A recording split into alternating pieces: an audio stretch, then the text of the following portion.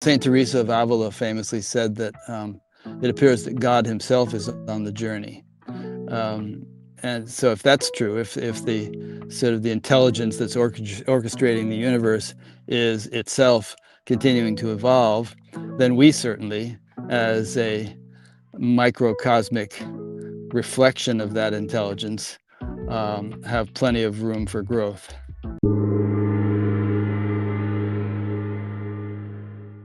Welcome back to the Consciousness of the Way. I want to welcome the podcast today an incredible guest who has been forging a path of awakening and awareness in the digital sphere space for quite some time, having created a very well-known podcast called Buddah at the Gas Pump.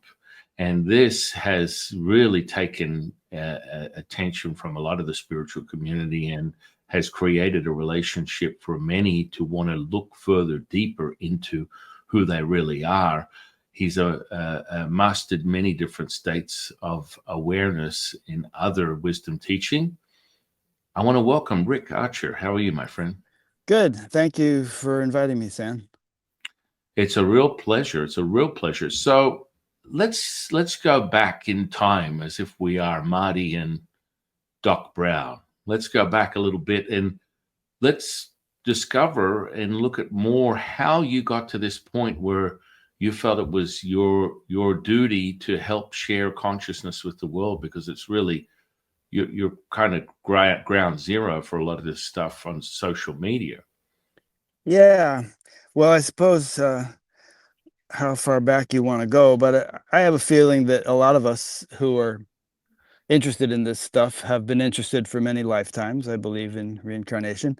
And, you know, when I first became aware of the fact that there was such a thing as enlightenment, I was 17 years old, and it was like a light bulb went off.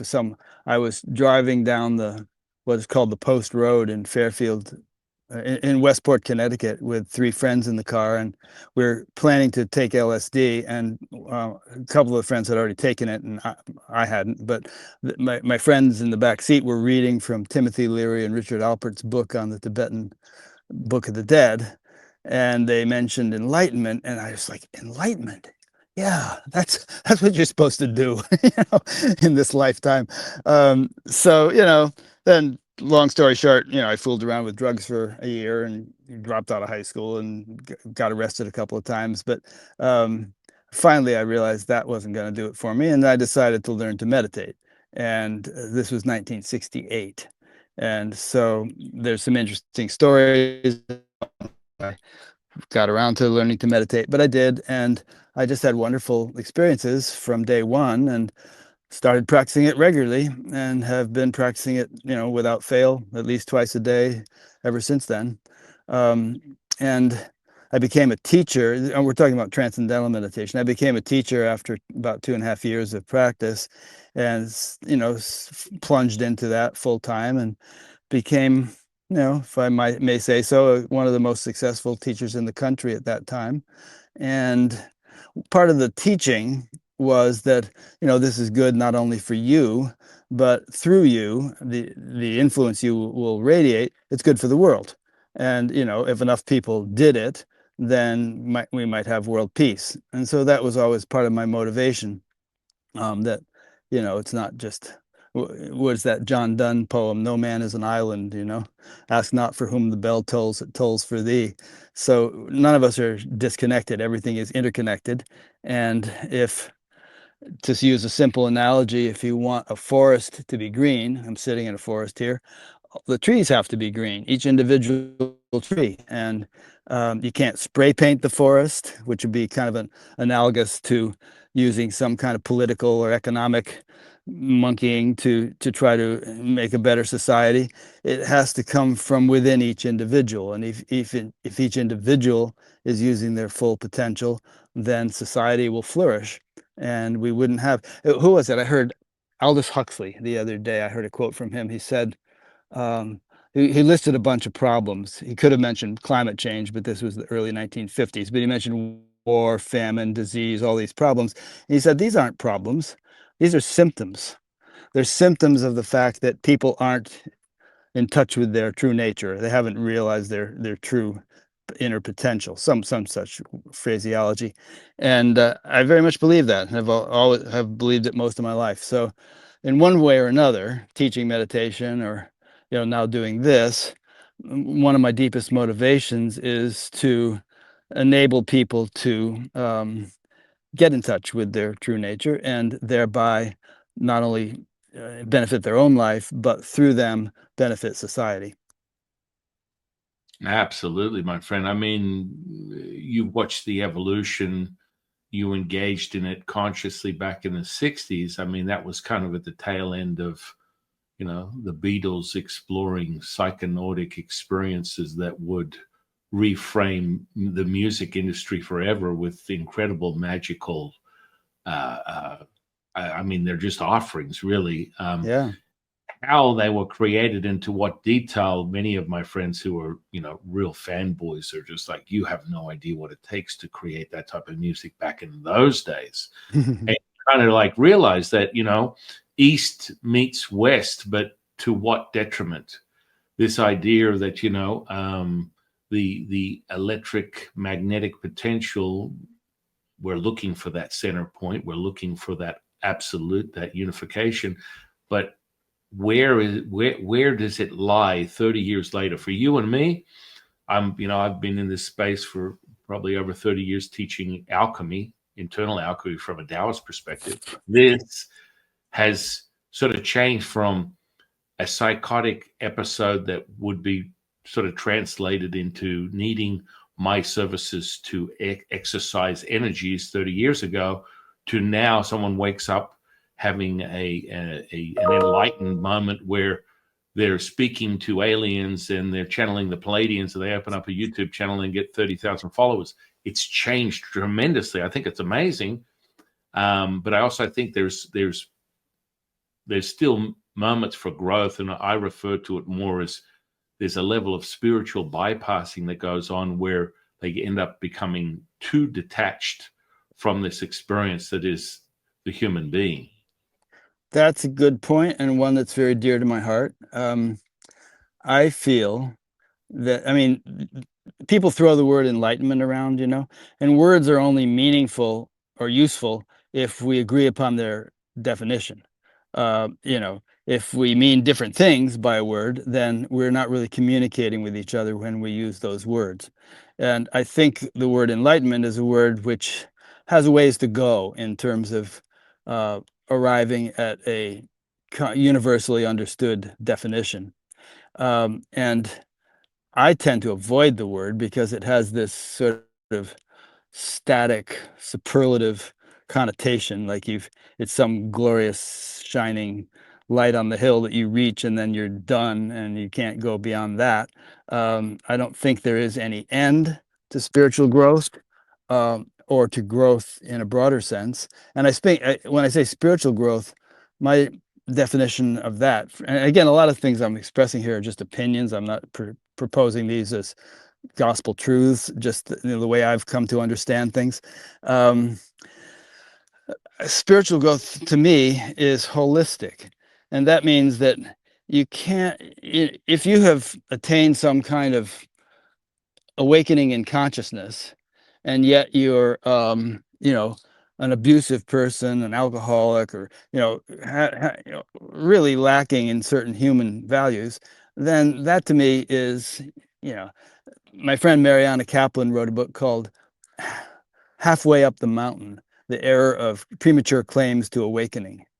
So you're halfway up the mountain, and there are a lot of people, I think, who are halfway up the mountain who think they've reached the peak and proclaim themselves to have reached the peak, and they are the greatest avatar to things like that. I think it's megalomania, and I think that's actually a pitfall on the spiritual path, where you can be flush with shakti, with spiritual energy, and it goes to your head, and you just you kind of appropriate it. Your individuality appropriates it, rather than realizing deeply that that shakti, that energy is universal. It's not your energy.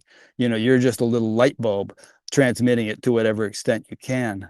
So I'm really into the notion I'll reference Ken Wilber here. He has the notion of lines of development.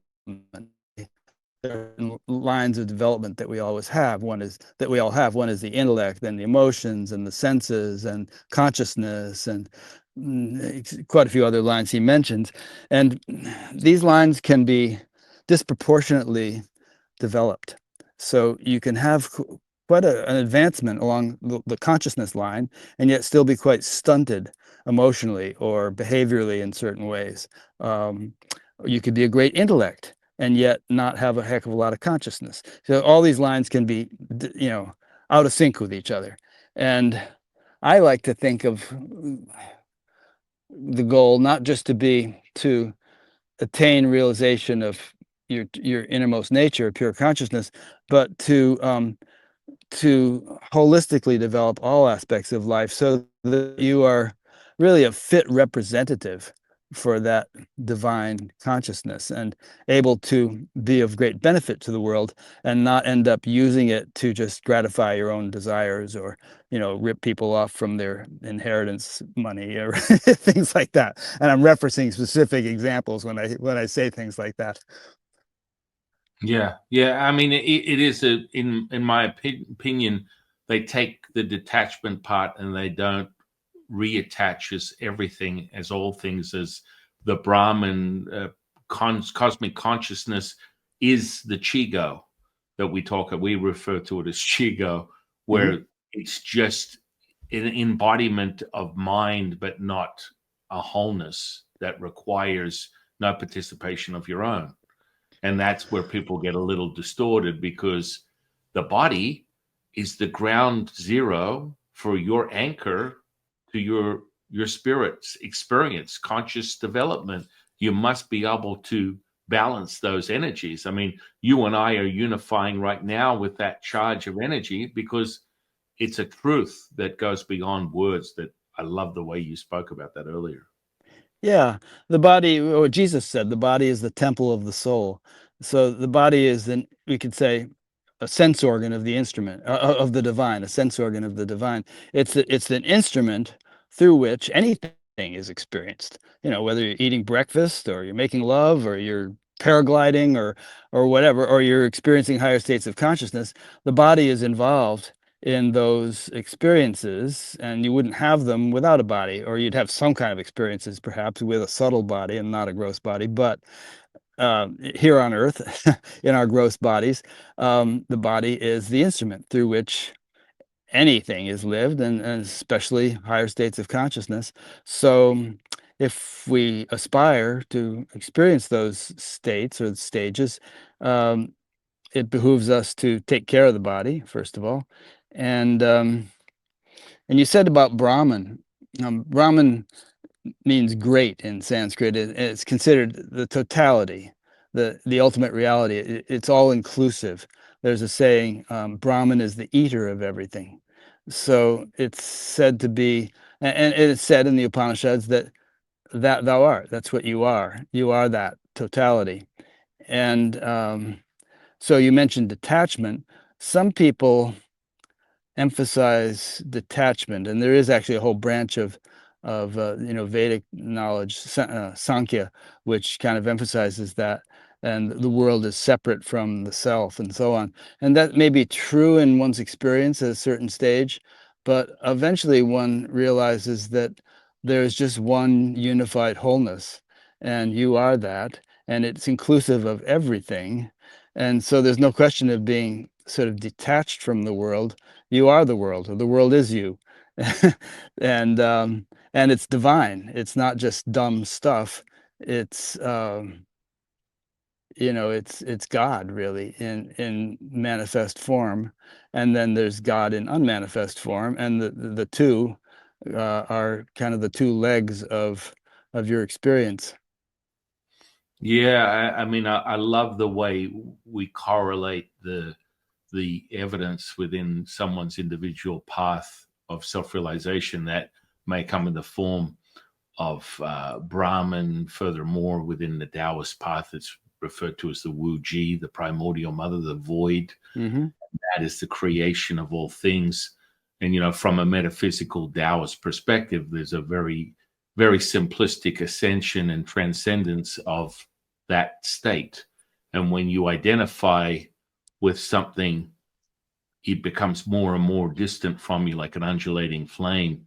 It's elusive. You can never actually capture that resonance, because within alchemy for Taoists, we want to create or alter the material, that this is this reality. To do that, you must be all things and nothing at the same time.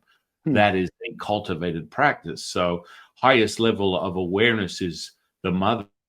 The mother animates the consciousness animates the Shen. We refer to the spirit animates the energy animates the body is in all total form the material state. And to be eternal, immortal, forever is realizing you're the animation to everything, and the ability to access that immortality is to alter the material, is a level of awakening for an alchemist. Does that make sense? I think so. So when you say alter the material, are you talking about the material of the body or the material of the whole creation, or what? Well, yeah, the altering the it starts with the body. So healing and things of that nature, we go deep into our esoteric path of, cultivating magic, and that goes way deep, and it's shown through generational shifts over time. I mean, all the way back to 6,000 BC, someone can ledger that as a transcript with the Yellow Emperor through oracle bone reading and pictographs, a ledger which we refer to as the Taoist canons, that gives you more insight. Now, I channel my teacher Lao Tzu and have for over 30 years. That sort of voids a lot of this material, even though I'm trained in 2 lineages of Taoism as an ordained priest. That is just the baseline of origins. Then you go deeper into that, because the true state of now requires nothing but now, which doesn't have an identity. It's like people get the paradox, the delusion. It's like, okay, well, sure. It's like, Jifu, well, what does that mean? It means you are all things and nothing. We refer to it as the great bellows. Everything is contracting and expanding at the same time. You're all things and nothing at the same time. And through the trilogy of realization, that lens of reality refers to creation, completion, and then rebirth. And when you use this as a lens of deciphering what is true, your own absolute truth, then you start to discover you are the Sherlock to your Watson. And you go from human condition through the labyrinth of the finite mind, and you come out the other end realizing that you are conscious, and that converging of those 2 states, conscious and unconscious, guess what? You create human beingness, and then all of a sudden magic takes place. And people love the relationship. Yeah, we could just say we're all and nothing at the same time. The breath is the instant answer to all things. Yet people love to create and complete. It's a nature of the human being, and it just constantly is referred to within their experience. So why not experience it rather than go, I need to be Brahman, I need to be cosmic consciousness, I'm all things. And every time I come across someone who has arrived in their definition of it, they always end up going back to very simplistic grounding, which comes from the body. And people are like, but that's so infantile. That's like, no. That's a waste of, trust me, when you integrate it into the body, you arrive. You will start to see things and experience things that were diminished in return, that now can be changed and altered with your own attention and intention. But, many people just go, no, I'm past that. I don't need to talk about that. I'm all things. I'm the source. I'm Akashic Records. I'm Halls of Amente, or whatever it is. It's a starting point, but they find that their superpowers diminish instead of expanding, which is the course of all things, which is a stress, adaptation, and expansion development. They just get there, and then they lose their superpowers, and they're crying in their spiritual soup, wanting to find more. Do you find that yourself? Have you seen it before? Yeah, it's interesting the way you put things in different terminology than I'm used to, but I'm following you, and I always enjoy hearing things expressed in different ways. a couple of things I gathered from what you said. Firstly, I love the word paradox. I've used it so many times that a couple of people have sent me T-shirts with the word paradox on them, um, because they're, in fact, Nisargadatta Maharaj, if you remember who he was, Indian sage from Mumbai, um, he used to say the ability to appreciate paradox and ambiguity is a sign of spiritual maturity. Um, and I think the world is quite paradoxical. I mean, even the scientists tell us this, a photon is both a particle and a wave, depending upon whether or not it's being observed, quantum mechanics. And, that which appears solid and material is, in fact, not material at all if you get right down to the real nitty gritty. And so I think that one way I would define enlightenment, to come back to that word, is the ability to incorporate the paradoxically diverse range of creation from its very core to its most expressed values. Um, to kind of, and there might be beings and who kind of are in a particular niche. In fact, most human beings are, in terms of a particular, they're on a particular spectrum of the particular aspect of the spectrum or of the wavelength of the totality of creation. But I think that you know spiritual evolution, in one way of looking at it, is the expansion of one's range on that spectrum to incorporate more and more, and possibly eventually all of it. But I don't think you ever do incorporate all of it, or cease to explore and grow. Saint Teresa of Avila famously said that it appears that God himself is on the journey. Um, and so if that's true, if the sort of the intelligence that's orchestrating the universe is itself continuing to evolve, then we certainly, as a microcosmic reflection of that intelligence, have plenty of room for growth. Yeah, it's like, I always have students saying, well, Jifu, why am I here? And my answer is, why not? And they're like, whoa, whoa, whoa, whoa, whoa, whoa, whoa, no, no, no, no, no. And of course, they go deeper. They want more insight because I'm as dumb as rocks, but anything that I transmute from this mouth is definitely coming from a higher frequency. Furthermore, in most cases, Lao Tzu will have some insight that will seem a lot more powerful in its delivery. But, he will refer to it as, imagine you're a grain of sand asking the beach, what are we doing today?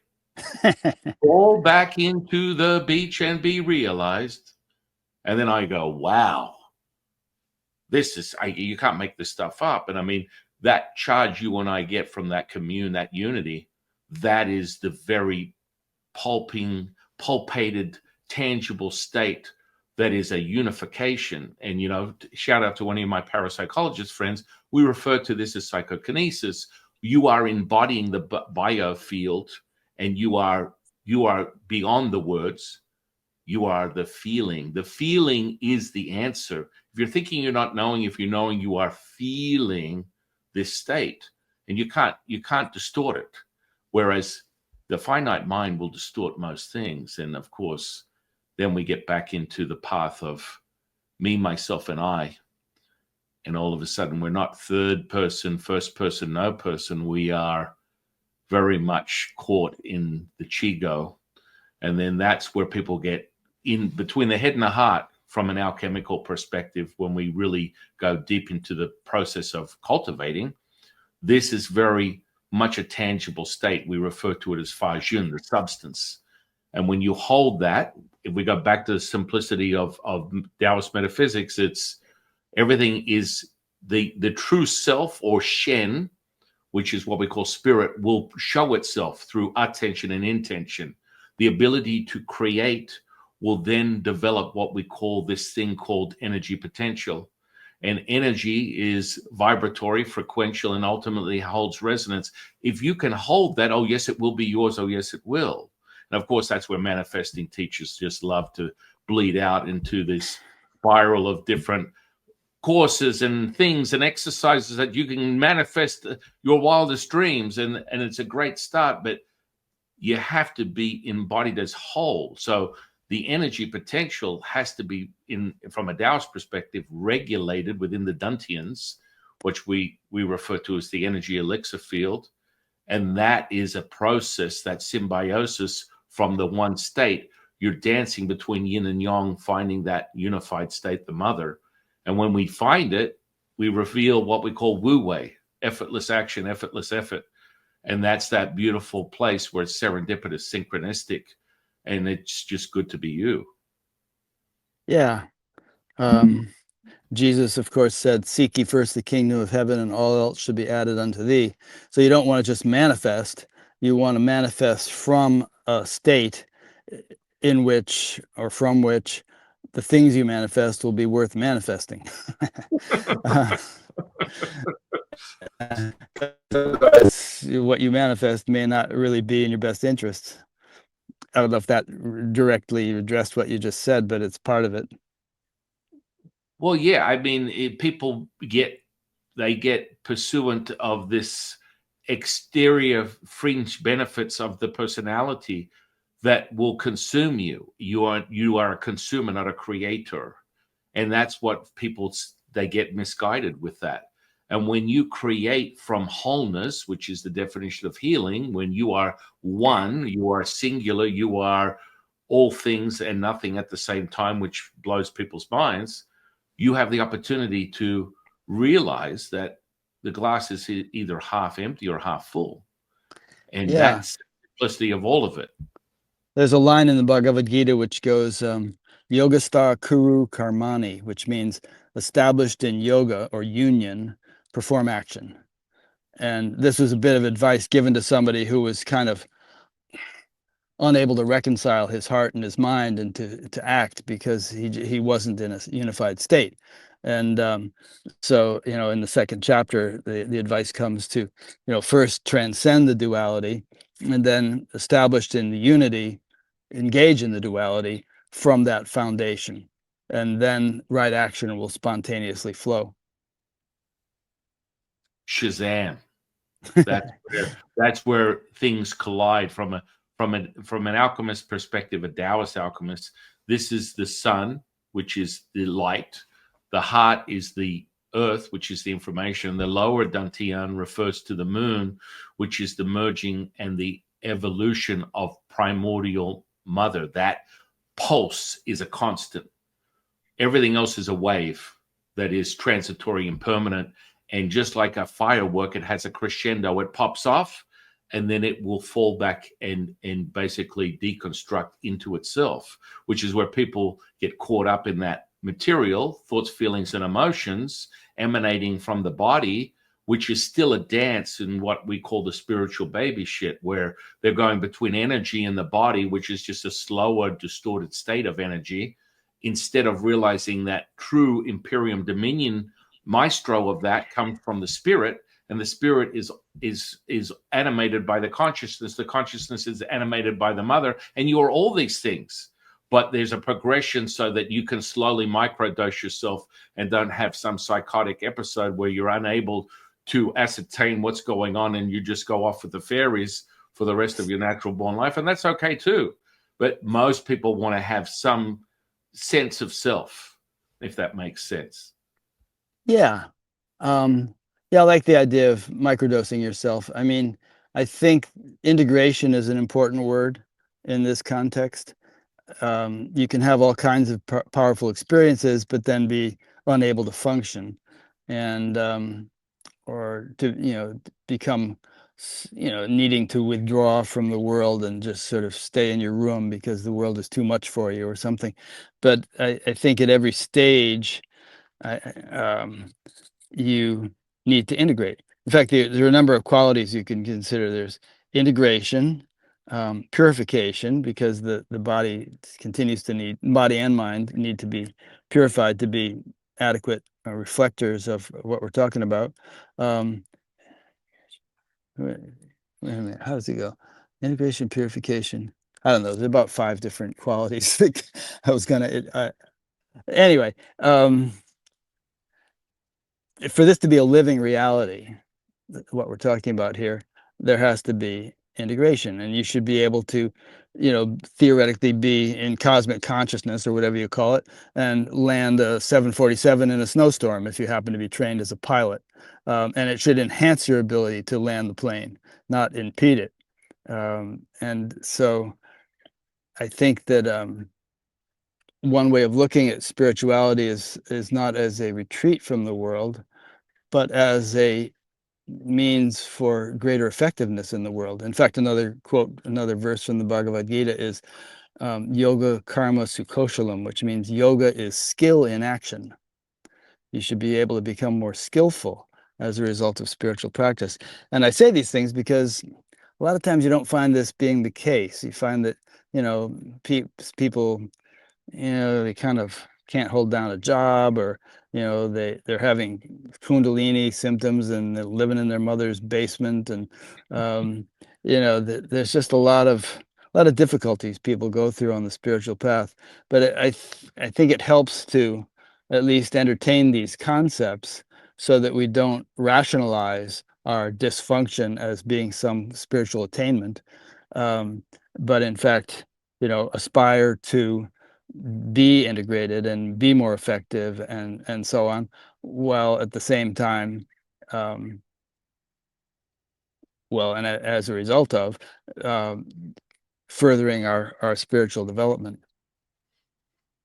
Yeah, the failed attempts of the self-proclaimed empath, it Yeah, always ends badly, because that's all, as my grandmother would say, all your eggs in one basket. And right. identity is a very limited iteration of self, and it doesn't have to be. Yet I always remind people, I love to drive my side by side in the desert at 100 miles an hour. I love eating chocolate bonbons. And I also, unfortunately, confess that I have a subscription to Netflix. That does not require anything to do with witnessing an evidence-based experience of unification that can come in a form of healing, manifestation, magic, however you want to translate it into your own language. But people get consumed by this mystical path, and I'm not going to dismiss it, because I refer to my teaching as Big Trouble in Little China meets The Last Airbender, and they had a baby. This is how you kind of create excitement. You want that spark of divinity to furthermore invest in inquiry. Inquiry then develops contemplation. Contemplation is the spark of curiosity. Curiosity then fuels and blossoms belief system. That's the crossroad that everyone gets on. That crossroad is there. You can believe in whatever you choose to, yet you will be bound by the evidence. That experience, that experiential moment will be determined. So when you have that moment, that's where you get into muddy waters, because if you believe that things are low frequency, as you want to put it, negative, however you want to perceive things, then this is what your experience will be, and then you'll have more validation of such. So your knowing will be very limited, not an absolute, which an absolute is just your truth. Yeah. On the other hand, just to play devil's advocate, not to contradict what you were saying, because I don't think this does, but maybe to contradict what I was saying, um, there are these characters in India named Ghoris, and they indulge in all kinds of impure things, eating weird stuff, smoking weird stuff, and doing all this kind of thing, and they consider that to somehow be integrative, I guess. A path of spiritual attainment, and maybe it is in some kind of left-handed dark path, way. I don't know, but I've just encountered people, in some cases fairly famous teachers, who drank themselves to death. I mean, Alan Watts and Chogyam Trungpa Rinpoche both died of alcoholism in their 40s. Or people who indulged in various other, sexual promiscuity, or drugs, or all kinds of practices, which just really warped, in my opinion, their the reflective quality of their nervous system, such that a rather distorted form of behavior became the norm for them. And a lot of their students would sit around, looking at this and thinking, well, this is crazy wisdom, or, I'll continue sitting here and I'll go along with it. And then the whole community ended up behaving that way. And maybe call me a purist, but I just think that that sort of thing is, on the whole, while there may be exceptions to every generality, that sort of thing has not proven itself to be a really good way to go on the spiritual path. I think there's something to be said for, purity of life, not in a prissy, puritanical sense, but just in a common sense way of, not doing things which destroy your nervous system, which, hurt other people. Common sense stuff, I think is a much safer way to go on the spiritual path. Well, yeah, I mean, I find this quite common. I've probably got over 20 friends that have walked the path of monastic Buddhism and lived that life emanating a very simple rule set. And the rule set is that everything is dukkha, find more dukkha, dissolve it, transmute it, return it from where it comes, and stay with that path to consume until you then re-up again. So So the what were they body, doing exactly? well, they were just sitting, just like that old song, sitting on the top of the bay, Dock of the watching bay. the dock of the bay, watching the clouds go by. And they wanted every Buddhist monk that I'm familiar with, and there's thousands of different sects and ways that you want to believe, but they're always in that suffering mode, that there must be more suffering in finding it. And so, Mm. when people talk to me about Buddhism, I have this sort of rule set that they've shared with me, and they try to couple it with a Taoist rule set, which is fundamentally very different. I always look at Buddhism as, a pile of dirt covered in diamonds, and they're taking another diamond off looking for some more dirt. Whereas a Taoist perceives reality quite simply. It's a pile of diamonds covered in dirt, and we just dust off some more dirt and find another diamond. And the answer is always, it's good to be me.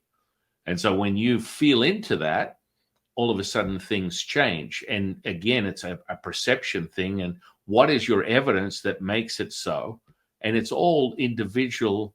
Then it's back to collective. So it's like creation, completion, and then rebirth from a Taoist perspective. And, you say tomato, I say tomato. In my opinion, there's a million ways up the mountain. And the second you dismiss someone else's belief system, you dismiss your own.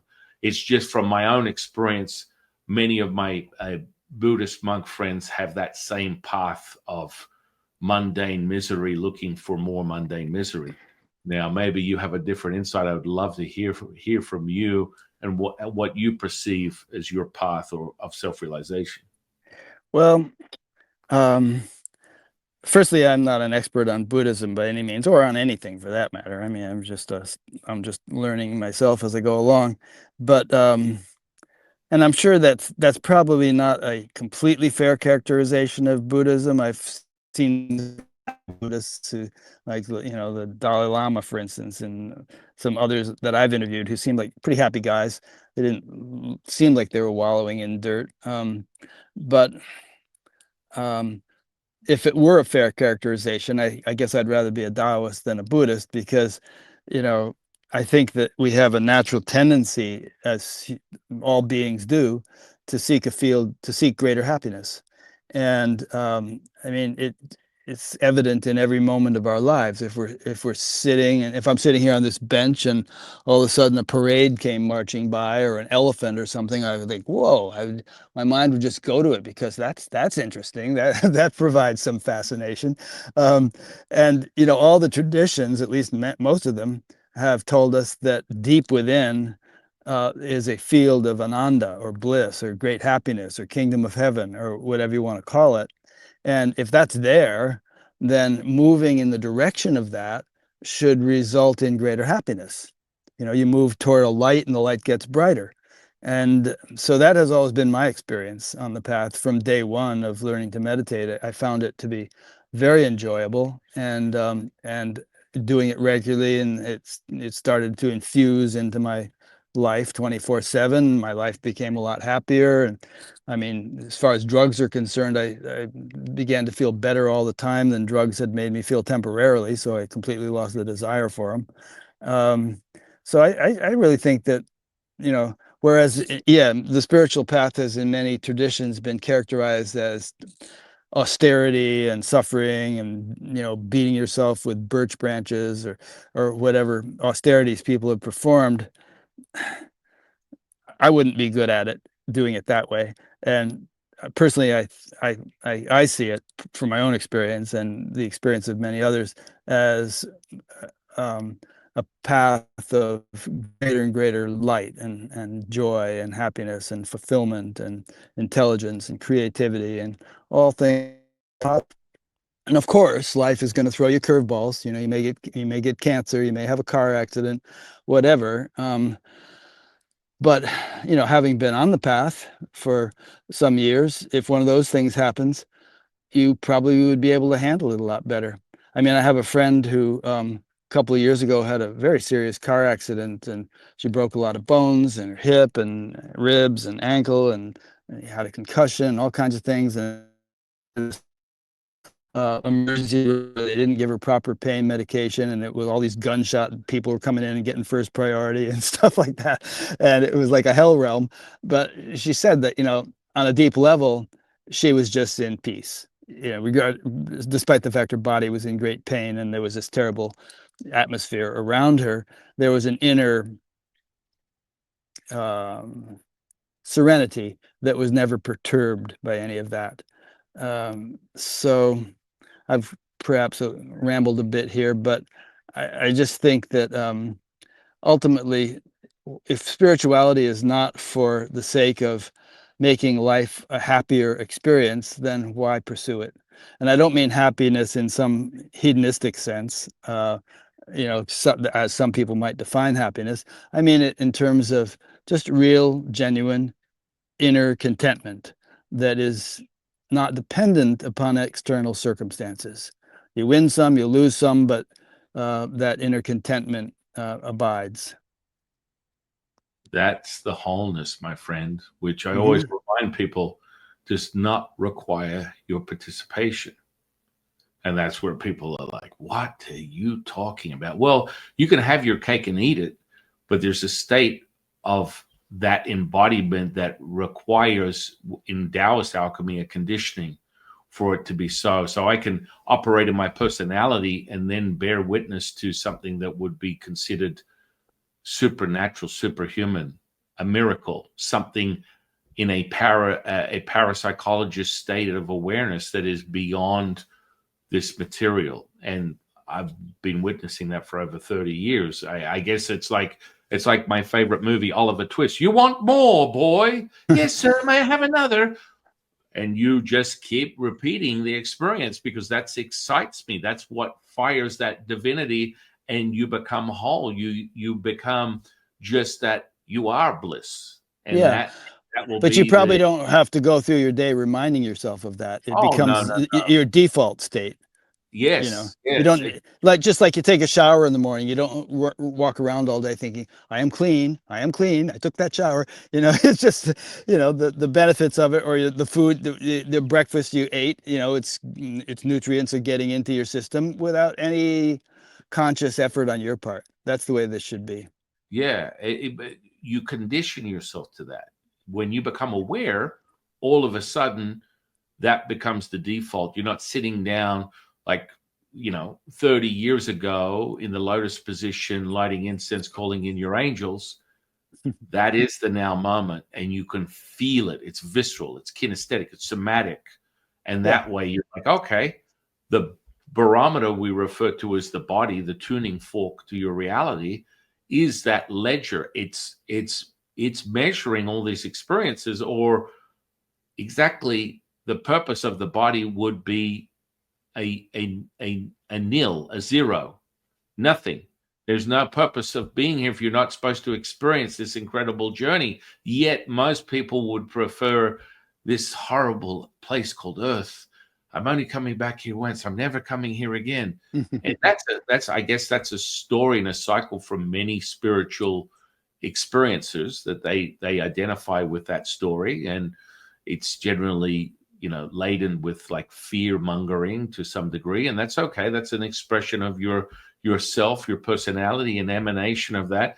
Yet from an alchemical perspective, you're just staying down at the low distorted state. That distortion is energy. The energy is whatever you want it to be, but the more you're able to harness that resonance and hold it, then you maintain that. That's that conditioning. It's like something as perishable as the physical body. It shows you the limitations of its capability until you are shazammed, until you return to wholeness, identifying that pulse, that animation of all things as you, and you are it or her or something or nothing. You will exhibit it through a resonance. It requires no thought, no verbiage, no language that has to be deciphered. But most people they want that creativity by, I found it in the sacred numbers, in the letters, in the pyramids, in sand, and that's beautiful. At a certain point, you'll realize that for us, for a Taoist, the primordial mother is the breath. And when she draws in, you create the yang. And then there's the evidence from the spark of that divinity within the womb is creation. And, you know, everyone has their own version, the Big Bang or whatever. It seems to be very, very powerful for yourself to remember that. And when I say it to most people, they're like, oh, that makes sense. It makes sense to me. That's all that matters. Whatever makes sense to you. Yeah. So you said a lot there, but you know, one of the things that jumped out at me is just that this spiritual attainment should become so as natural as any state of consciousness. You know, it's like we're awake throughout the day, let's say, if we're not overly fatigued, and we don't remain in the waking state by virtue of reminding ourselves that we're in the waking state or trying to stay in the waking state or anything. It's just the natural state we're in, and doing whatever we're doing. And spiritual development is like that. There are higher states of consciousness, which, you know, if waking state is one and dreaming is another and sleep is another, that's three. There are perhaps four, five, six, seven, etc., each distinct, and each as natural as the others in terms of you. If you're living in them, you will be just living in them spontaneously without having to monkey around or hold on to them or manipulate in any way. They become second nature. And you mentioned the word conditioning. I think it is a sort of conditioning where the mind, body, spirit system gets adjusted to live or maintain these states. Just the way an athlete, you know, some Jovan Djokovic or Coco Gauff or somebody, you know, they've done a lot of training. They're really good at playing tennis, and that's just something that's built into their mind-body system now through that training. So spiritual practice can do the same in a different sense, where it just restructures your neurophysiology. And they do studies on this stuff, you know, at various universities where they find the actual changes in the brain and so on. And then that restructured neurophysiology is the physical foundation for a very different state of consciousness. Just as like waking, dreaming, and sleeping are distinctly different from one another, there are higher states of consciousness which are as different from waking, dreaming, and sleeping as they are from each other, but which are all within the toolkit of every human being, all within the capacity of every human being to experience. And maybe a day will come in which education actually trains kids from a young age to culture these states. And so that as adults, everyone is living, or most people are living in a higher state. And if that happens, hearkening back to Aldous Huxley's quote about all the problems in the world are really symptoms, not problems. If that happens, I think we would experience a completely different world. I mean, it really could be quite heavenly. I really think all of our problems are a manifestation of the fact that we are just using a tiny fraction of our God-given potential. Yeah, it reminds me of one of my teachers, the Jade Emperor. He refers to a very powerful incantation to harness this very now moment. It's as simple as this: a power abundant in its giving you will receive, unifying the body with the spirit with the energy, bringing heaven to earth, transcending all is one, one is all, revealing perfection manifest. That is your gift. That is your offering. That is your gift. That is your offering. That is your gift. That is your offering. Always in threes, always a reminder of that creation, completion, and rebirth. And the simplicity of that would bring us into a karmic model. That's something that I find very interesting, because that's the foundation of Taoist alchemy and magic, is returning everything to wholeness. When indulging in that harnessing of energy, it returns everything to completion. So it's not like, oh, I'm here conjuring up some Harry Potter spell, looking for my own version of the ultimate big lotto winning. No, what you're doing is returning everything within that path that you are directing the energy in to whole. And so everyone benefits. An example of this would be, most recently, well, I use this as an example. I was driving down the highway with my kids, my wife and my 6 kids, and this police officer starts to pull me over. I'm 5 or 10 miles over the speed limit. And he was just sort of like completely hyped up, high beta, too much coffee, bad night's sleep. His partner in crime, they're both sort of like holding their firearms, almost ready to draw. They walk up to the vehicle, bring the windows down. So I have tinted windows. We're in the desert, and I pull them down, and I'm talking between my son and the police officer. And I said, "Well, is there any reason why you feel compelled to wanting to draw your gun on my family?" And he was like, "Just give me your license and registration now." He had Now, his gun out, though? pardon? What? His gun out. He had his hand on his firearm, highly tense. Yeah. Now, from that moment where he took my license and registration, went back to the car and returned, it turned into, well, you have such a beautiful family. Thank you so much. Here's your license and registration. Please be more considerate of the speed limit. You have a great day. Now, people are like, well, what is going on here? Because from a face value, my personality would be engaging in, I'm feeling resistance and I'm pushing against that resistance. In actuality, part of Nigong, or cultivation of Nigong, which is internal power, is returning everything to whole. So in that same moment, I'm multitasking, juggling a ball with my personality, but actually holding a resonance that doesn't require my personality. And from that resonance, this individual completed. So instead of going home and beating his wife, kicking his dog, he goes back home and has dinner with his wife and his daughter, and he just celebrates just a good day, a whole day.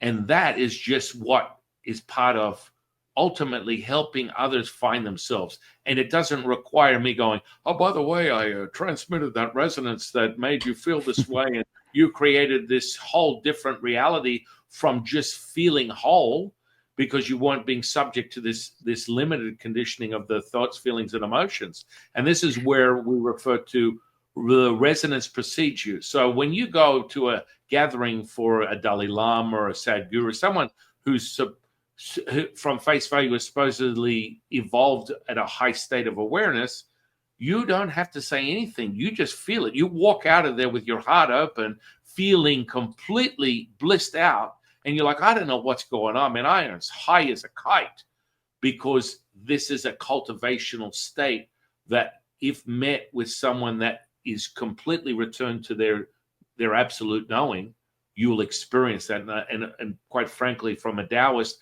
that's part of you being an ambassador of planet Earth, is to helping people remember this state. Does that make sense? Yeah, totally. I mean, when you think about it, there's certain professions, police being one of them, where you're confronted with so much stress all the time. You're ending up having to deal with the worst of the worst on a daily basis, and there's no release valve for these people. Maybe some of them have found a release valve, but a lot of people don't. And burnout is a very popular term these days in a number of professions. You just don't have the opportunity to replenish yourself.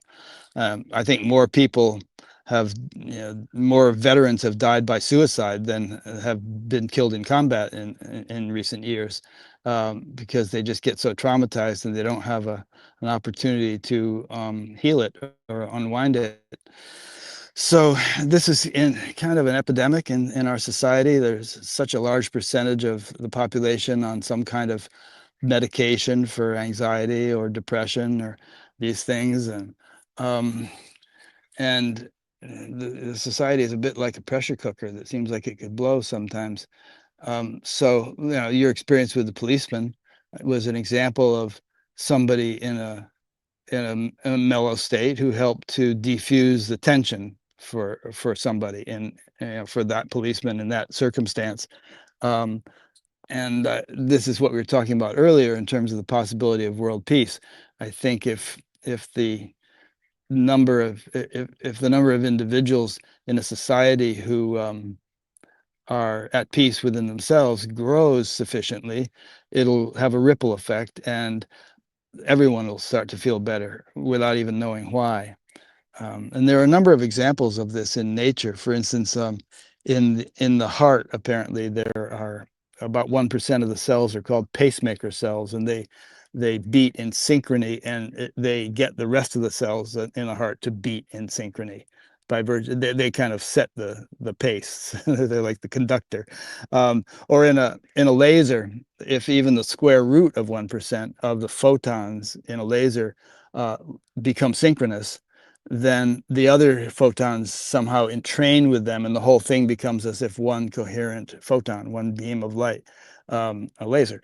So I think those examples, they might just be analogies, but there could be something like that going on in society where a certain percentage of people um, having gained a coherent state of consciousness, if we want to call it that, a peaceful state of consciousness, um, perhaps even a relatively small percentage, could have an outsized effect on the whole society. On a plane, there's a thing called a trim tab, which is this little, or also a ship's rudder. There's a thing called a trim tab, which just goes in a certain direction and it helps the whole rudder turn. And without that, it would require a great deal of force to turn the rudder or the aileron or whatever you call them on a plane.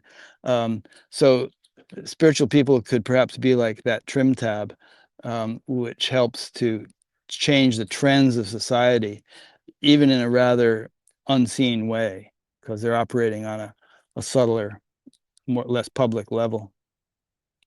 Yeah, yeah. I mean, neuroplasticity is fascinating, and people love to play with the substance. When you truly harness it, then you can, we refer to the three treasures: the alchemical activation, pineal, thalamus, and pituitary gland. You gather these treasures and you create the alchemical process using the external state, absorbing through the primordial breath, where you're breathing from consciousness, not the body. And that gathers from a scientific perspective. You would receive that through the self receptors on the dermal layer, entering into the body, activating the chemical response using the culture medium of the blood to dictate how your body flows at an autonomous level that is supposedly unobtainable, yet you can obtain that power over the autonomic nervous system through that breath. And Mm-hmm. that's a fascinating part. This is why alchemy is so exciting for any Taoist seeker. That rite of passage is to have Imperium Dominion maestro over the 50 trillion cells that that emanate this potential 0.07 millivolts of energy potential. That's the excitement when you start to realize that you are not void or absent of the ability to access anything from the tip of your finger to the at a subatomic level, your very essence. And you can play that like a maestro, conduct the orchestra and start to see the physical change. That's part of the excitement when you alter what we call alter the material, is being able to create. And simplistic things like transmutation, you refer to some spiritual teachers that are clearly on a one-way ticket to nowhere, where they're doing very destructive things from a neurological perspective, from the body, from the mitochondria. They're destroying their very ability to generate energy. Listen, I've had three people I've ever met that can levitate. Two of them were Kundalini masters from Indonesia, and the third one was one of my students. And then people go, well, Jifu, how come you're not levitating and your student is? Because I couldn't give a shit about levitating. I can give you what's necessary to cultivate that, and it's a commitment. That's for you to decide what it is. If you're ready for it, it's yours. I'm not stopping you from your own evolution. What is the distraction is when you get caught by the baubles, where, I've reached this level. I'm healing physical flesh. I'm levitating. I'm doing these supernatural things, but you're still not continually expanding. It's like a stress and adaptation and expansion. What happens is when people get caught on the roadside and on the Wizard of Oz path, they get a detour, and then they forget that they've got to get back on the path. And that's where you become limited, because you become obsessed. And this is where I find most people become inverted, where I'm a psychic, I'm a medium, I'm a healer, and this is great. I'm an energy expert, guru, and you become completely absorbed with that one element of what we refer to as yin and yang, and you invert that into the body, and it starts to have a transmuted effect where you're not balancing and creating homeostasis. You're an extreme, from one extreme to another, and from that, you find that most healers are fighting this constant path of diminished return, and their body shows them that. I'm a massage therapist. I'm sick. I'm taking on everyone's problems. I've got to protect myself. I'm a healer. It's like once you realize that you are them and they are you, there's nothing to protect. You are just whole. And from that, you emanate the wholeness that helps others return to that same state. And that's the task at hand, is being able to recognize who they really are as whole and not be caught in that diminished return. And it always ends up with imminent death, mortality, the impermanence of the body. It's mortality. If you create a robust relationship where you're elevating, and that's why we refer to it as immortality crystallized in the material, you want longevity. You want to experience more of this. Let me experience a longer, enjoyed, blissed out state, that you're helping people advance to their own self-realization through your own teaching, through meditation class, through alchemical teachings, whatever it is, ancient Roman history, or, ancient Chinese history, or maybe something as benign as just how to breathe. I think it's really very satisfying, and it's part of that humanistic reward system that you can go beyond that, but it completes things. Interesting. When you saw those people levitate, you did see them, or it wasn't just there? Oh, yeah, no, two of them. But what I was going to get back to, in my own student that does it. Now, for me... He still does it? Oh, yeah. How high does he go, and how long does he stay up? The highest I've ever seen is like about 2 feet. Okay, and how long does he stay there? He can hold that for up to 3 minutes, 4 minutes. Huh. Time. And he keeps this private because he doesn't want... Oh, yeah. I mean, I gave him the formula. It's like, okay, so this is part of his experience. For me, I've experienced everything from, gangrenous flesh going back to pink in color. That was my first entry level into remembering who I was over 30 years ago. And then I've seen bones fuse, gashes sealed before my eyes. And I'm not delusional. I'm not 3 cents short of $1. Most commonly, I had this conversation with Tom, and he would refer to it as the LCS and the probabilities of that injecting your attention intention. Most people will come to me for my loved ones are sick, they're in hospital, they're telling me they're going to die in 24 hours.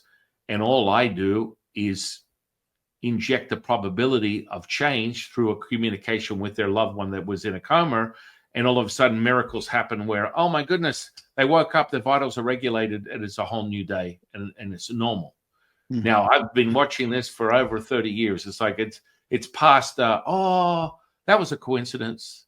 It goes on and on and on, but it must be a conditioning, because what I always remind people of, the preparation is you're receiving your true self, and that requires to complete it. So most healers go, oh, I got this embodiment, I feel so different, and someone got a healing, and then 3 months later, 2 weeks later, 1 day later, everything returns back to its distorted state, because you're not sharing with the recipient that I would suggest a conditioning to a certain degree.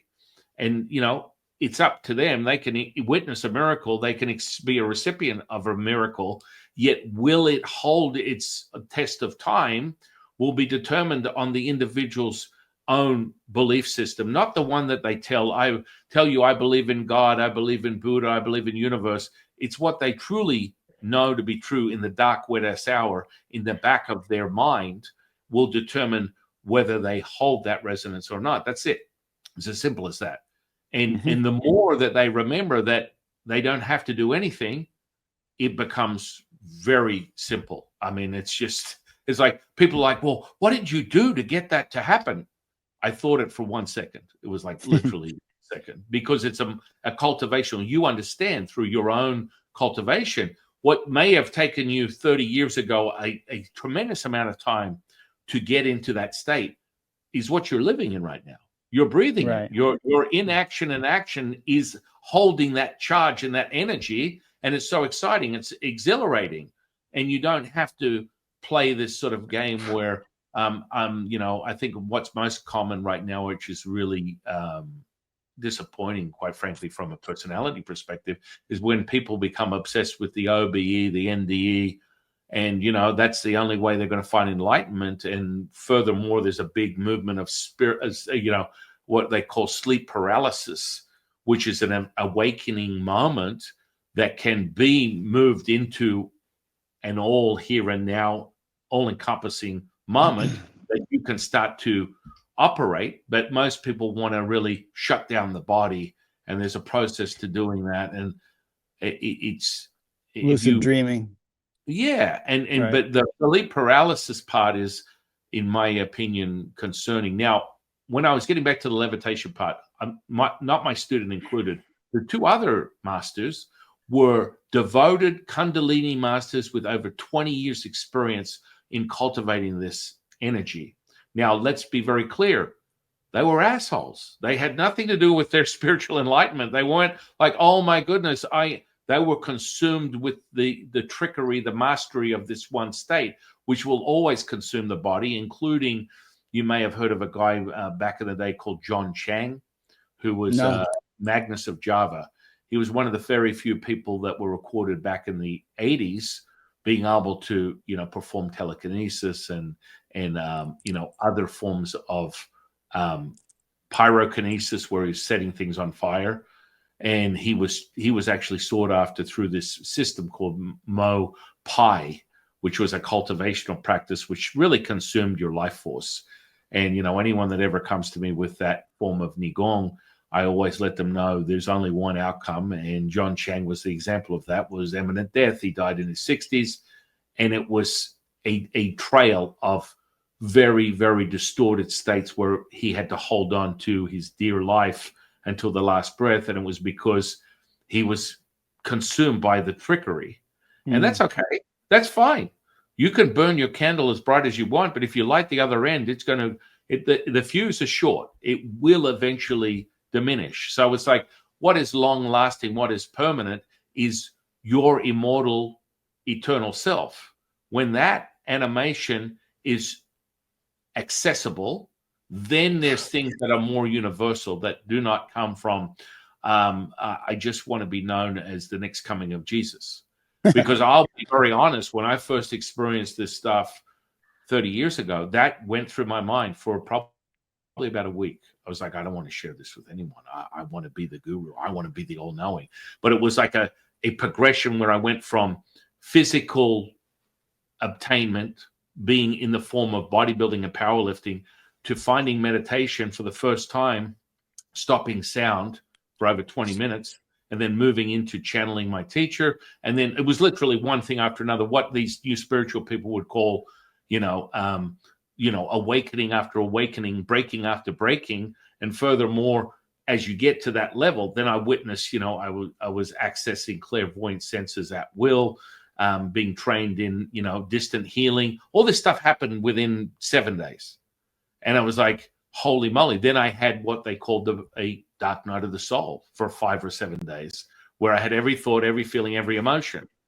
And, okay, this is fantastic, but you need to be able to handle it because, as you refer to it, the nervous system. For me, I never limited myself by the flesh in relation to what was possible or what wasn't possible. Yet when you construct it as such, you will find your own limitation if you believe that you are limited. And that's all comes down to your belief system, the origins of everything that's a foundation of who you are, which everyone gets caught up in. And it can go either way, like we were talking about the crossroad. To your knowing can be unlimited or limited. It depends on what evidence that you've experienced that would determine what that is. Cool. Well, I could make more comments, and then you would make more comments, and we would keep going, but we probably better wrap it up. Is there anything you want to cover before we wrap it up? Oh yeah, I want your generalized experience of TM, what that really contributed to the world, and how do you find that it is, where is it relevant in a spiritual path today? Hare Krishnas was the only thing I had reference to before I started meditating my path. Yeah, and they were around in the days when I learned TM also, they and a couple other things. My experience with TM was that transcendental meditation we're referring to was that in the very first sitting, my mind settled into a very deep, blissful state, and I felt really refreshed and uplifted afterwards. And I just started doing it regularly, and that experience repeated itself pretty much every time, and does to this day. That being said, I know plenty of people who have been meditating 50 or 60 years who are not in a good frame of mind, I would say. So it's not like a slam dunk. It's not a guarantee that, doing this regularly is going to, make your life better in every respect. I think you kind of have to work on other areas of life in order to, and live a balanced life. Some people might need therapy. Some people, you certainly, everybody can benefit from exercise and a healthy diet and good sleep and all the other things, good relationships. And so it's not a panacea, but it's a useful tool to have in your toolkit if you feel like meditating regularly and you would like to practice something that's effortless, not complicated to learn or practice. It might be a good fit for such people. And I'm by no means a fanatic. I interview hundreds and hundreds of people who practice all kinds of things and take all kinds of paths and get wonderful results. So it's an option, for those who wish to pursue it. I do recommend it to people still, simply because it's effortless and it doesn't take a lot of discipline to do it regularly because it's enjoyable. And whereas some things, I wasn't the kind of person to really stick with anything. I was a high school dropout, so it was good for me. I had no trouble sticking with it. But anyway, your path, path of this lady I interviewed the other day, who's a Christian mystic. I mean, I respect them all, and I think a person just has to find what attracts them, what works for them. And it might not even be the same thing all their life. They might do TM for 10 years and then think, okay, well, I think that It's about all I'm going to get out of that. I'd rather do such and such. And then they move on. Or they might stay with it all their life. I don't know. I, how's that for an answer? Is that what you were looking for? Well, absolutely. I mean, everything you say tomato, I say tomato. I attribute my self-realization to just simplicity, Hmm. accept everything at face value. I always Yeah. have the motto, I'll try anything once. And with that, it just unfolds that way. I mean, you are the literal creator of your reality. Hmm. But so when you find what you would consider resistance, take a moment and breathe into it and determine what that is. Because however your reality has been created, it's for you to decide. Yeah.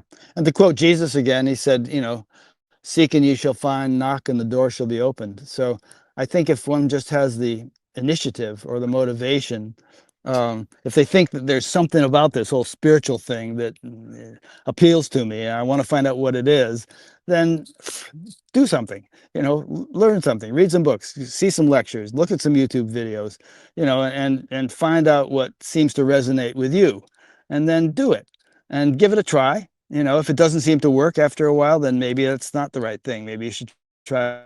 There's tremendous promise in this whole area. And I think that, life for so many people and for the world at large could be so much better if people were more spiritually mature. And so I just think that type of maturation should be a normal part of human life, a normal part of growing up. And unfortunately, it is not for most people, but perhaps we'll enter into an age where it becomes more the norm. And then again, we'll have a much better world. Yeah, I agree. I mean, to that point, you're interested in the levitation aspect. Have you seen others levitate before? I was in the TM movement, and Maharishi was specifically teaching something based upon Patanjali's Yoga Sutras called the TM City program, which purported to teach people to levitate and perform other siddhis, as they're called. And I never saw anybody perform it. Yeah. And this is like late 70s. He began teaching this, and people are still hopping around like frogs. But there's no violation of Newtonian physics is taking place. I do believe it's possible. I believe you if you say that you saw Yeah. somebody do it. And Well, I think there have been historical records of it going back for thousands of years. And I think it'd be cool in a way if it could be demonstrated to skeptical scientists in a laboratory setting with no strings attached, no monkey business. It would and could be replicated. I think it would start to help to shift the paradigm of how this world works. What would be the mechanics of that? I mean, what violating gravity in that way? It must mean that in some way human consciousness is more fundamental than gravity, or something. It'd be up to the scientists to try to come to terms with it in their terminology. But well, yeah, anyway. yeah. I mean, the alchemical process is merging the sun and the earth, Hmm. and you absorb everything, and it returns to the void. And through the alchemical process, we activate 81 chambers in the upper dantian, 81 chambers in the middle dantian. And the first course of action is to witness the death of the star and the raising of the red phoenix. From that ash, you evoke black hole energy. And that black hole energy then has a completely different profile than what you would consider what is the energy or light spectrum of this state, what we would consider material realm dimension. And you must continue to cultivate that. And then you hold that resonance, and literally everything becomes inverted. So you're taking all material and returning it to its state of animation. And that's when you embody that magnetism. And it's a conditioning. I've never seen like that student. It took him probably close to 3 years. Hmm. And those other Kundalini masters, they had been focusing on training for over 20 to do that. And then I'm like, okay, that's great. It's a circus trick. That's great. Okay, now what? You see, for me, when I witness healing, I want to see the melding. If you've ever experienced spoon bending, I always tell people this is the starting points for being able to actualize physical healing, where you meld this, and it seems like a distortion where things are wiggling and shifting and returning back to a wholeness. And you'll sit with your eyes open. There's no ifs, ands, and buts. But metal bending is a great beginning because you're able to harness your attention intention and change the quality of that material into something that is pliable from something that is tactile and firm. And you start with how you embody things using the flesh. And so, yeah, I mean, it's a system. Like anything, I always tell people, none of this stuff is not inclusive. Everyone believes that it's like, well, my gifts are this and that. No. All the clear senses, everything that you desire for a sensory perception can be acquired. It's a method of conditioning. That's it. And people are like, wow, that doesn't make sense. I've been told by gurus that I have to fast for 50 days and I can't have sex. And that is just the spiritual myths that people take on because they're conditioned by a moral compass that determines things. The moral compass is the virtue signaling of the human being. When you obtain wholeness, you don't have to think about being pure or honest or morally active. It's your natural default to be selfless and in servitude. That's it. You'll never fight it. You won't have to attempt to create it. It just is. I'm starting to walk here because I've got to get home. So yeah, hopefully we won't break up.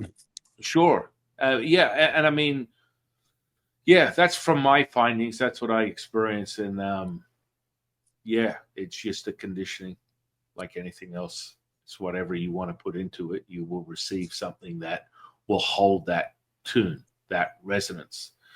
Yeah.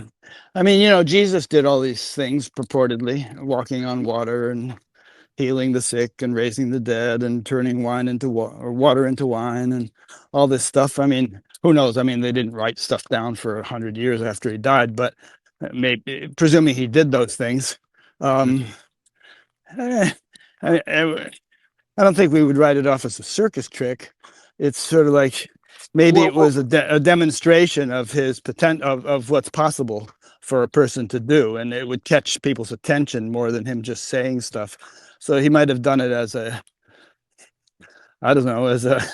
an attention grabber to it, get people to come around and listen to what he had to say. I diminish it like that. I diminish it in that sense because people become obsessed with one aspect of their own true wholeness. Yeah. And so it's about creating the attention and going, oh my goodness, what I thought was not possible is possible. That's why I continue to witness these healings for my whole life, pretty much. So this is definitely evidence, and it is true. I was diminishing it only because when I see someone obsessed with one aspect of what we call the facet of the diamond of perfection, we need to get you straight. It's like a spiritual bitch slapping to get you back on the path. Yeah, definitely. It could definitely become a distraction or a sideshow. The only reason I think it's kind of interesting is that I really like the idea of upgrading humanity's understanding of what reality is and how it works, and what human consciousness is in relationship to the laws of nature. So, because I think we live in a very upside down, antiquated paradigm that needs to change. And so, if it could be demonstrated and verified scientifically that people are capable of doing these things, and there are some serious people trying to do that kind of research, like Dean Radin at the Institute of Noetic Sciences, then it would help to, shift humanity's understanding and the scientific community's understanding of what's possible in this world. And I think that would be good. But it could certainly become a sideshow or a distraction, or, it could be, if the person weren't developed properly in their personality, it could go to their heads that they're able to do this, and get off on some big ego trip, and so the whole thing could be a big mess. But just the fact that it might be possible, like the telepathy tapes, you're probably aware of that, Yeah, that yeah. podcast. That's really caught public attention, because it's sort of, I think people are yearning for some kind of breakthrough, um, in this mundane reality, because I think people know viscerally, intuitively, that there's much more to life than meets the eye. And so, here's a whole bunch of kids that are demonstrating that. It excites people. It inspires them. But it's also very limited, because when you tune into things, like when I tune into source, if I walk up to someone in the street and give them their mental, emotional, physical, and spiritual state inside of 10 seconds, and they're like, their answer is, what? How do you do that? I'm just reading energy. I'm just reading your energy centers. There's a virtue to emotion regulation. And all it does is give me a summation of what's going on within your auric field, within your own humanistic timeline. And it just so happens to be accurate. What a coincidence. I'm not looking for you to validate that I'm true or not. It's just how simple, like something like reading energy, and that's really the simplicity of it. I put a blanket statement over it because sensory perception is unlimited. People categorize it as this sense and that sense, it's something else, and you can do this and that. That's fantastic, but quite frankly, once you obtain the pulse and you remember who you are, you can access anything at will. What excites you is really where you lead your path. So, reading something with a blindfold on that has to be in front of you or at a distance is kind of circus sort of stuff as it stands, because if you stand in front of the recipient of that information, their information is blocked only because they've constructed the experiment this way, which is what I find interesting. It's like, okay, they can only see it if it's in front of them, but if you actually turned your back and asked them to tap into that information, they couldn't obtain that. Okay, so it's an access to a sensory perception. Fantastic. Now what are we going to do with it? What exactly does that mean? It excites you that there's something possible, yet it's also very limited because it's coming from that experience where this is how the information is being extracted from the experiment in a controlled environment where they're in front of a panel, the kids are reading this stuff, and that's fantastic. They're tapping into it. Now what? Take it further. These kids can tell you, oh, you're thinking the color red and blue. This is a conditioning that Taoist alchemists have been doing for thousands of years. I'm excited that people are aware of it. Now take it past. Why contain it within this construct? Let them be unlimited, realize that they are, and they should be able to read information. Like remote viewing is a conditioning thing where you can tap into it and it can be something that can be across the globe or in another dimension, and you're getting some type of register. Does that make sense? Yeah, and that's kind of where the telepathy tapes ended up going. I mean, started out with all this stuff about the kids being able to, accurately tell, what 50 different flashcards their mother was looking at or something. Yeah. And but then it kind of evolved into, well, there's a big shift happening in the world. Right. And we kids, we non-speaking autistic kids are kind of playing a role here and helping to bring it about. And we meet together on the Hill, which is this kind of Akashic Records place where all the kids go from all over the world and communicate with each other. So it had broader implications. And I'm just kind of, I mean, my motivation, my inspiration for so many decades has been, let's change the world, and so I think there's a lot of different things contributing to that. And the popularity of this particular program is sort of a helpful sign that, it struck a chord with people, because I think, again, people know that there's more to life than meets the eye, and that they should be living it somehow, but they don't know how. And so just the fact that there's this kind of upwelling of interest in such things, even though they might be kind of gimmicky or flashy, has a positive value to it. Oh, absolutely. Absolutely. This has Climbing a been, hill. this has been the most amazing conversation, my friend. I'm very grateful that you accepted my invitation and we got to spend time here today. Yeah, thanks.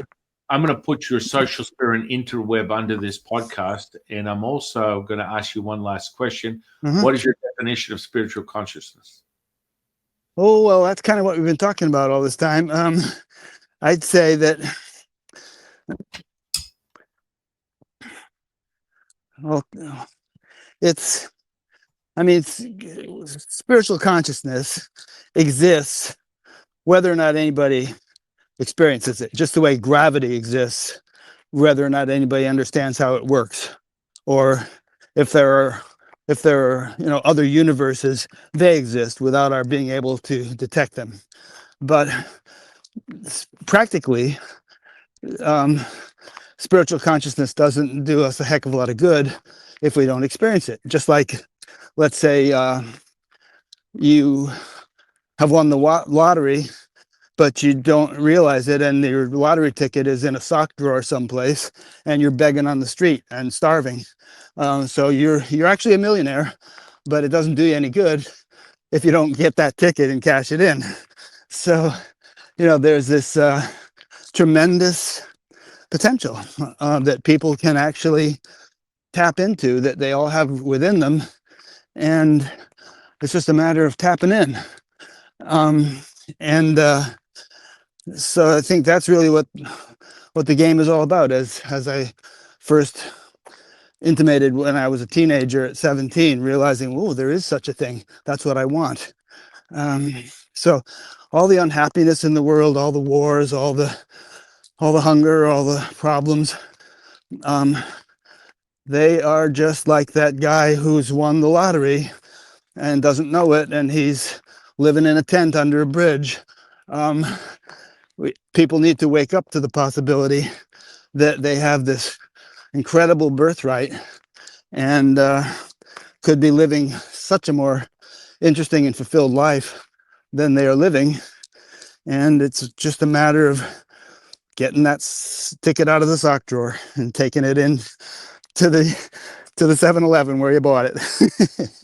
I love that. I love that, my friend. I really want to thank you. Thank you so much for sharing your insight, your wisdom from your experiences in this lifetime. I'm very grateful. Thank you. Good talking to you. Good talking to you. I want to thank you. I want to thank the universe for bringing you into my life. I want to thank the audience for sharing their time today. I'm your humble servant and Sifu, Taoist Master San Qing, and I'll see you in the next one, guys.